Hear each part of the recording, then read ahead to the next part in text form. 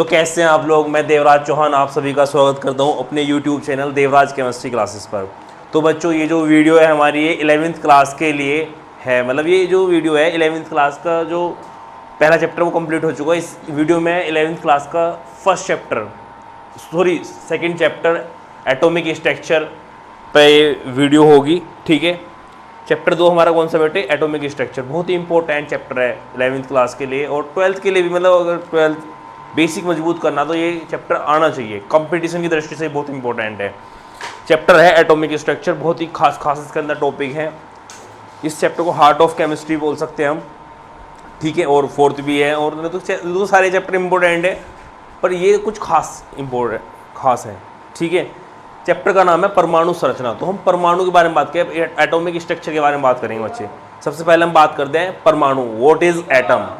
Atom के ऊपर बहुत बात हुई है, एटम के ऊपर और भी साइंटिस्टों ने बात की है। इसमें मतलब पूरी एटम की जो जनरेशन है, एटम के रेफरेंसेस में जिसने जो जो हमें बात बोली है, जो जो उसने नियम दिए हैं वो उसमें पढ़ेंगे इस चैप्टर में। सबसे पहला डाल्टन ने दे रखा, आप सभी को पता है।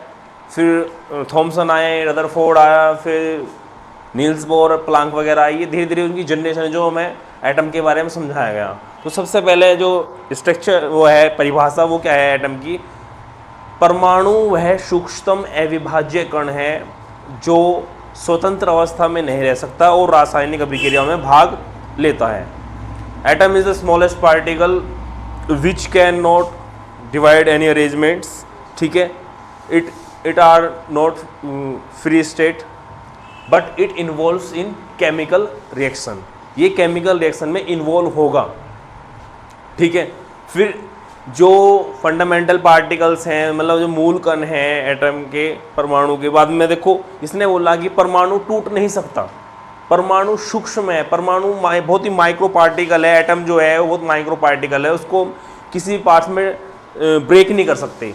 बाद में एटम्स टूटा है, बहुत साइंटिस्ट आए जिन्होंने एटम्स को तोड़ा।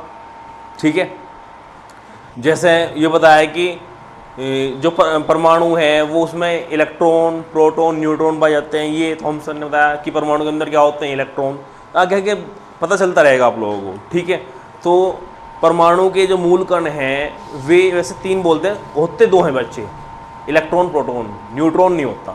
इसके जो शॉर्ट्स हैं मैंने आप लोगों को दिया हुआ है, वैसे मैं बता दूंगा। जो एटम है, एटम की जो डिस्कवरी है वो किसने की है, थॉमसन ने। एटम पे जो चार्ज होता है, जो इलेक्ट्रॉन है, इलेक्ट्रॉन की डिस्कवरी किसने की हो बेटे, जे थॉमसन ने। ठीक है, इस पे जो चार्ज होता है वो कितना होता है, -1.6 कितना होता है, -1.6 × 10⁻⁻19 कूलम। ये होता है इलेक्ट्रॉन पे चार्ज। अब ये जो चार्ज है ये होता है प्रोटॉन पे, ये इतना ही होता है प्रोटॉन पे चार्ज। ठीक है, न्यूट्रॉन पे कोई चार्ज नहीं होता, न्यूट्रल होता है न्यूट्रल। ठीक है, इलेक्ट्रॉन का वेट, जो इलेक्ट्रॉन का वेट होता है वो कितना होता है, 9.1 × 10⁻31 kg। ये इलेक्ट्रॉन का वेट है बेटे। इलेक्ट्रॉन का वेट कितना होता है, 9.1 × 10⁻31 किलोग्राम। प्रोटॉन का 1.24 × 10⁻24। इतना ही, कितना लगभग अप्रोक्स में कितना होता है, न्यूट्रॉन का वेट होता है। ठीक है, प्रोटॉन की खोज किसने की बेटे, रदरफोर्ड ने। ठीक है, रदरफोर्ड का जितना प्रोटॉन की खोज में योगदान है उससे उतना ही योगदान किसका है बच्चे, गोल्डस्टीन का भी है। हम गोल्डस्टीन के योगदान को नहीं भूल सकते, किसके, प्रोटॉन की खोज में। ठीक है, और न्यूट्रॉन की खोज किसने की, चैडविक ने। किसने की बच्चे, जेम्स चैडविक ने। इसका एक लॉजिक भी है जो मैंने हमारे यूट्यूब चैनल पे पढ़ा भी है, ईट पर नाच। ये इसको लॉजिक है, याद करने का तरीका है। ई से इलेक्ट्रॉन, टे से थॉमसन। मतलब इलेक्ट्रॉन की खोज किसने की बच्चे, थॉमसन ने। पे से प्रोटॉन, रे से रदरफोर्ड। प्रोटॉन की खोज किसने की बच्चे, रदरफोर्ड ने। ने से न्यूट्रॉन, चे से चैडविक। न्यूट्रॉन की खोज किसने की बच्चे, चैडविक ने। ठीक है, तो अब हम जो नेक्स्ट टॉपिक होगा हमारा वो क्या होगा अभी, कैथोड किरणों की खोज, डिस्कवरी ऑफ कैथोड रेज। जो डिस्कवरी ऑफ कैथोड रेज है वो क्या है, हम मान सकते हैं इलेक्ट्रॉन की खोज। ठीक है, नेक्स्ट टॉपिक क्या है हमारा बच्चे, कैथोड किरणों की खोज। देखो बच्चों, ये जो आपके सामने डायग्राम आया है, ये एक इक्विपमेंट है, ठीक है, एक कैथोड किरणों की खोज, मतलब डिस्कवरी ऑफ कैथोड रेज, ठीक है। इसमें कौन साइंटिस्ट था? जूलियस पल्कर। कौन था बच्चे? जूलियस पल्कर। तो जूलियस पल्कर ने क्या कहा, ये जो ट्यूब है बेटे, कांच की ट्यूब है, ये कांच की ट्यूब है, इस कांच की ट्यूब में क्या है, वैक्यूम पंप है, निर्वात पंप लगा हुआ है, गेज, ठीक है। ये कैथोड है, ये एनोड है, ठीक है। कैथोड निगेटिव है और एनोड पॉजिटिव है इसके अंदर। अब आपके सामने कैथोड एनोड फर्स्ट टाइम आ रहा होगा, 10th में ही पढ़ा होगा आप लोगों ने, ठीक है। कैथोड एनोड क्या होती हैं? इलेक्ट्रोड्स होते हैं बच्चे, जैसे आपके घरों में क्या बैटरा होता है, बैटरी पॉजिटिव निगेटिव टर्मिनल लिखा होता है। केमिस्ट्री या साइंटिफिक लैंग्वेज में क्या है? एनोड और कैथोड है, ठीक है। ये जो पॉजिटिव टर्मिनल जो सेल होती है, एक जो रिमोट में डलती है, उसमें पॉजिटिव निगेटिव लिखा होता है, वो एनोड कैथोड है टर्मिनल, ठीक है। उन्हें बोलते हैं एनोड और कैथोड, ठीक है। ये एनोड और कैथोड है। तो ये जो इतना सेटअप हमने तैयार किया, ये इसमें साइंटिस्ट कौन आते हैं बेटे? जूलियस पल्कर। तो जूलियस पल्कर ने, इसे बोलते हैं विद्युत विसर्जन नलिका, इलेक्ट्रॉन डिस्चार्जिंग ट्यूब। कांच की जो ट्यूब है, इसे क्या बोलते हैं? Electron discharging tube. विद्युत विसर्जन नलिका में उच्च विभव, मतलब हाई वोल्टेज पे और हाई टेम्परेचर पे इलेक्ट्रिसिटी, यहाँ बैटरी लगी हुई है, एक कनेक्शन एक ही है, ये बैटरी है, मतलब ये बैटरी का पॉजिटिव टर्मिनल इसको निगेटिव से जोड़ेंगे। कोई भी कनेक्शन करते हैं बैटरी के, तो पॉजिटिव टर्मिनल को हम निगेटिव टर्मिनल से जोड़ते हैं और निगेटिव को पॉजिटिव टर्मिनल से जोड़ते हैं। ये की है, जैसे चटक नहीं होती है, ये की होती है। इसको ऑन करेंगे तो सर्किट हो जाएगा स्टार्ट। तो जूलियस पल्कर ने उच्च विभव और उच्च ताप पर, मतलब हाई वोल्टेज और हाई उस पे टेम्परेचर पे इलेक्ट्रिसिटी फ्लो करके देखा। तो उसने क्या देखा कि कुछ किरणें कैथोड से चल के एनोड के पीछे हरे रंग की चमक उत्पन्न करती हैं, जिन्हें क्या बोलते हैं? कैथोड किरणें। उसे किरणें नहीं दिखाई दी, उसने ये कंक्लूजन तो खुद निकाला कि भाई कुछ किरणें कैथोड चल के एनोड के पीछे चल रही, वो ग्रीन स्पार्क क्रिएट करी। उसे तो सिर्फ ओनली यहाँ पे ग्रीन स्पार्क दिखा, ओनली क्या दिखा बच्चों से? Green spark. ये किरणें, वो तो उसने अपना कंक्लूजन दिया कि भैया कि किरणें चल रही हैं, किरणों की वजह से क्या हुआ क्रिएट, यहाँ पे ग्रीन स्पार्क हुआ इस वजह से। तो उसने ये जो हुआ उसे बोलते हैं बेटे कैथोड रेज। क्या बोलते हैं? Cathode rays. अब इनकी प्रॉपर्टी कैथोड रेज की, जो हमारी कैथोड रेज होती हैं बच्चे, ये मैग्नेटिक और इलेक्ट्रिक फील्ड में पॉजिटिव साइड को मुड़ जाती हैं, ठीक है।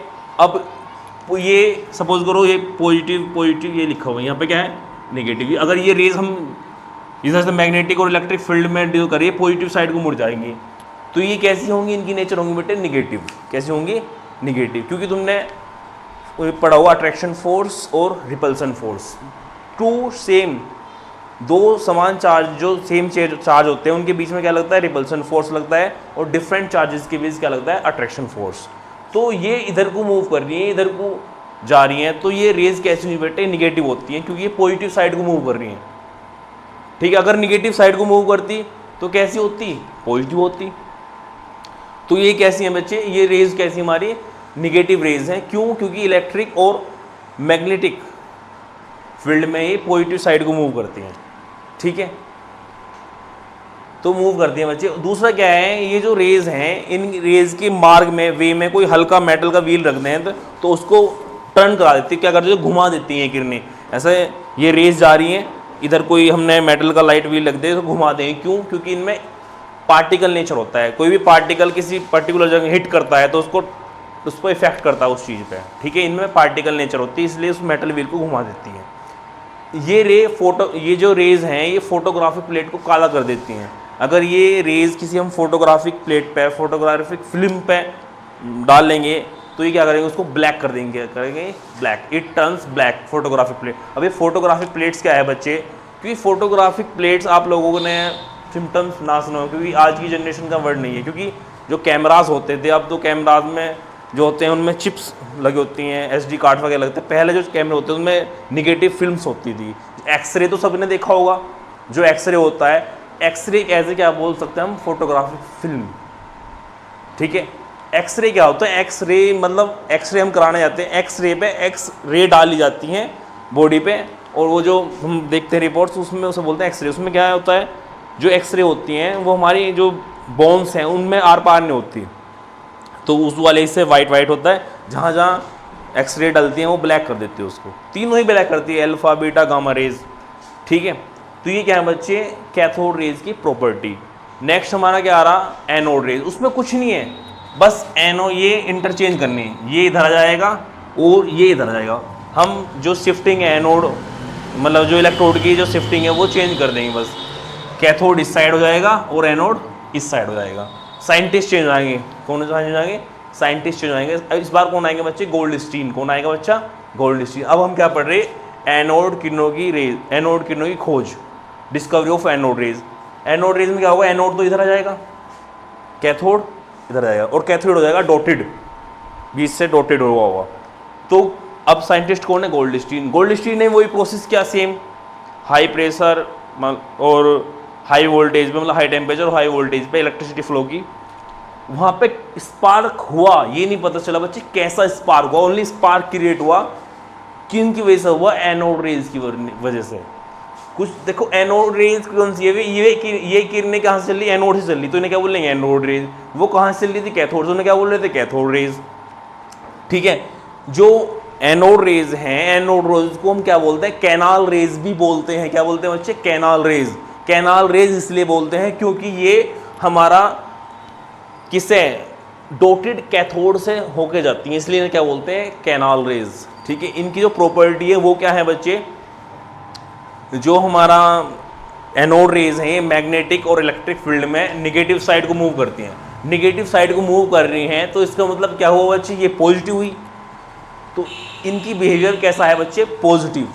ये पॉजिटिव है क्यों, क्योंकि ये मैग्नेटिक और इलेक्ट्रिक फील्ड में ये क्या होती है बच्चे, नेगेटिव साइड को मूव करती हैं। दूसरा क्या है, इनकी पेनिट्रेशन पावर, जो पेनिट्रेट करने की जो पावर है वे मोर देन होती है किससे, कैथोड रेज से। मतलब इनकी भेदन क्षमता जो होती है कैथोड किरणों से अधिक होती है। भेदन क्षमता मतलब सपोज करो कोई फिल्म लगी, पतली फिल्म हमने यहाँ पे लगा दिया, उसको आर पार करके निकल जाएंगी जो हमारी एनोड रेज होंगी।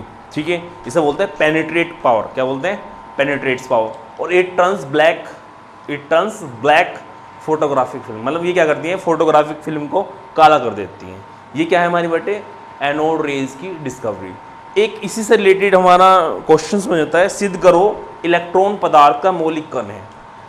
मतलब इसी से इलेक्ट्रॉन पदार्थ का मौलिक कण है, इसका मतलब क्या है, हमें प्रैक्टिकली प्रूव करके दिखाना कि हर एक पदार्थ के अंदर इलेक्ट्रॉन पाया ही जाएगा। क्वेश्चन इसी से बना देते हैं कि सिद्ध करो इलेक्ट्रॉन पदार्थ का मौलिक कण है। मतलब इसका मतलब क्या है कि इस स्टेटमेंट का मतलब ये है कि हमें ये प्रैक्टिकली प्रूव करना कि जो भी हमारे पास मैटर है, जो पदार्थ है, उसके अंदर इलेक्ट्रॉन होगा ही होगा।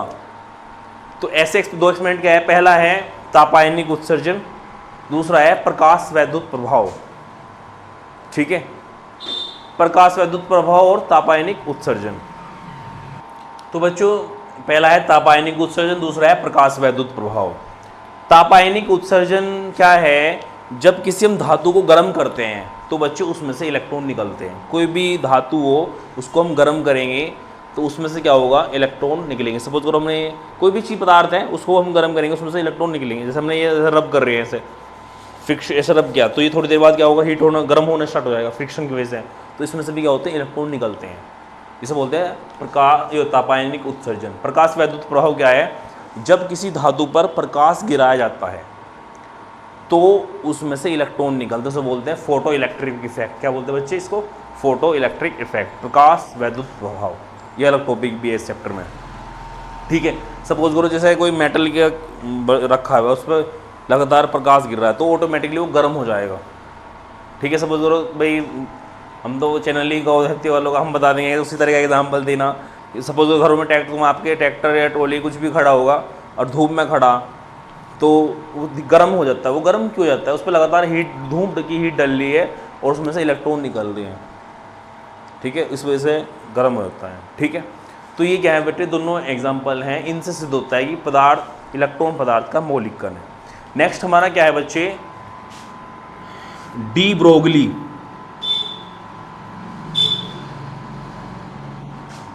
तरंग समीकरण, de Broglie wave equation, lambda बराबर h/p। ये स्टेटमेंट है P बराबर क्या होता है बेटे, mv, मोमेंटम होता है, तो लैम्डा बराबर h अपॉन mv, ये हमारा इसका फॉर्मूला है। ठीक है, लैम्डा क्या है, तरंग दैर्ध्य वेवलेंथ, h है Planck constant, p momentum, momentum का फॉर्मूला ये रहा, ये हमने ओपन कर दिया। h की जो वैल्यू है वो होती है 6.67 10⁻⁻34 जूल सेकेंड इनवर्स। ठीक है, ये हमारी वैल्यू है। अब इसकी स्टेटमेंट क्या है, डी ब्रोगली ये बोलता है कोई गतिशील, किसी गतिशील सूक्ष्म कण में तरंग के गुण पाए जाते हैं। कोई स्मॉल पार्टिकल है लाइक इलेक्ट्रॉन, प्रोटॉन, न्यूट्रॉन, वो मूवमेंट कर रहा है, वो गति कर रहा है, डायनेमिक कंडीशन में है, तो वो क्या करेगा, पार्टिकल उसकी वेव नेचर की फॉर्म में मोशन करेगा। A small particle, dynamic particle shows wave nature. एक स्मॉल डायनेमिक कंडीशन में जो पार्टिकल होता है वो क्या करता है, वेव नेचर शो करता है। ठीक है, तो बच्चे ये फॉर्मूला है हमारा, ये जो स्टेटमेंट है स्मॉलेस्ट पार्टिकल के, देखो m है ना, यहाँ से n इसके लैम्डा क्या होगा, इन्वर्सली प्रोपोर्शनल आ रहा है। अगर ये बढ़ेगा तो घटेगा, ये घटेगा तो ये बढ़ेगा। ये लैम्डा क्या है, वेव नेचर, क्या है, वेव नेचर। जितना ज़्यादा लैम्डा होगा उतना वेव नेचर शो करेगा। ये सब जो स्टेटमेंट दिया जा रहा है लाइक इलेक्ट्रॉन, प्रोटॉन, इतने स्मॉलेस्ट पार्टिकल के लिए। फिर भी हमें अगर देखना ही है तो एक कागज़ दे सक भाई, ये भी सपोज करो डस्टर भी है, ये पार्टिकल है, अब इसको हम फेंक के मारेंगे, ये थोड़ा ना, ये तो सीधा जाके लेगा, इसमें कहाँ तुम कहोगे सर इसमें तो वेव नेचर शो नहीं हुआ। तो इसका वेट देख लो ना, इसका वेट कितना ज़्यादा है, वो इलेक्ट्रॉन का वेट 9.1 × 10⁻31 10⁻31, यहाँ तो ग्राम में आ रहा है। तो ये तो वेव नेचर शो नहीं कर सकता ना, इसमें तो वेट है। ठीक है, लाइक हम कागज़, कोई कागज़ मान लें उसमें वेट कम है बट वेट उसमें भी है। ठीक है, मिलीग्राम में ही होगा। सपोज तुम कभी कभी एरोप्लेन बना देते हो, उसको उड़ा देते हो, कभी कभी जैसे तुमने उड़ाया वो ऐसे करके ऐसे चला जाता है, तो वो हल्का सा वेव नेचर शो कर देता है, पूरी तरीके नहीं, हल्का सा, वो हम देख सकते हैं बस। बट इस सारी स्टेटमेंट किसके लिए है, इलेक्ट्रॉन, प्रोटॉन, न्यूट्रॉन्स के लिए। ठीक है, स्मॉल पार्टिकल के लिए। इसी से रिलेटेड बच्चे एक हाइजेनबर्ग अनसर्टेनिटी प्रिंसिपल है, वो ये बोलते हैं, उसका स्टेटमेंट भी है del x × del p < h/4π। ये उसका स्टेटमेंट, मैथमेटिकल स्टेटमेंट है। ठीक है, हाइजेनबर्ग का। हाइजेनबर्ग अनसर्टेनिटी प्रिंसिपल क्या है, ये बोलता है किसी गतिशील सूक्ष्म कण की स्थिति और वेग दोनों का यथार्थ निर्धारण करना असंभव है। मतलब कहने का मतलब क्या है, कोई स्मॉल पार्टिकल है, उसकी पोजीशन और वेलोसिटी या मोमेंटम दोनों को हम करेक्टली मेज़र नहीं कर सकते। अगर हम एक को, ये तो मैं बोल रहा हूँ, अगर एक को करेक्टली मेज़र करेंगे दूसरे में डेफिनेटली एरर आएगा ही आएगा। ये हमारा बच्चे क्या है, हाइजेनबर्ग अनसर्टेनिटी प्रिंसिपल। ठीक है, आज सुनो, आज हम इस वीडियो में यहाँ तक कंप्लीट करेंगे। नेक्स्ट जो वीडियो होगी उस वीडियो में सारे क्या होंगे, मॉडल पढ़ाए जाएंगे। Thomson atomic model, Rutherford atomic model, Niels Bohr, Planck, सारे मॉडल नेक्स्ट वीडियो में आ जाएंगे हमारे। अगर वीडियो आपको अच्छी लगे तो लाइक करें, शेयर करें और कमेंट करें। धन्यवाद।